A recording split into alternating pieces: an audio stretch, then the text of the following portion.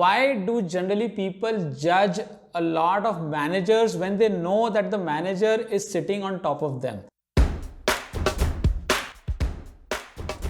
So one of my friends came out of the appraisal discussion. He was in a one-on-one appraisal discussion with his manager. He came out and he shared with me how he confronted his manager in the appraisal discussion and how he actually, gave a lot of gyan to his manager about what his manager is not doing right and how he should run things. And, he kind of just blasted his manager. That was his version when he came out of the appraisal discussion. And I was like, oh, why did you do that? So he says, he deserved it. My manager deserved all of this. He's good for nothing, and somebody should have told him the truth. So I went and did that. Doing that in an appraisal discussion, I believe, is not a very wise thing to do. But this gentleman did not care. And obviously, you know the result. So after a few months, when the results came out, he did not get good ratings. And he obviously said, oh, I don't care about the ratings as well, and I'll find another job, blah, blah, blah. So this is one incident which has stayed with me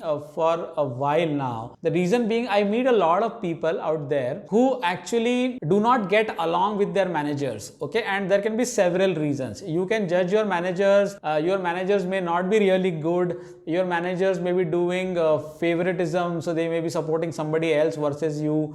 They may not be giving you due credit. They may be sharing credit with somebody else, etc., etc. So there are several reasons why you are not getting along with your managers. Some of these reasons can be valid. Some of these things can be in your mind, because sometimes managers do favoritism, or you think it is favoritism, but it is actually not. They are actually supporting somebody who is way better than you. That also is possible. Okay, so there are two sides to the story always, and it is a very thin line to walk on, where you can actually end up judging people. But my point is, why do generally people judge a lot of managers when they know that the manager is sitting on top of them? In my view, judging anybody who's sitting on top of you is actually not going to do you any benefits, unless you are extremely good at your work, and not just your manager, but the 2 up or 3 up managers also recognize you as a very good resource or as a very good asset to the team. Unless you have that kind of credibility, there's no point in getting in a tussle with your manager, because it's a complete waste of time in my view. Not getting along with your manager is like being in a toxic complex marriage where you and your partner are not able to get along. If you find yourself in a situation,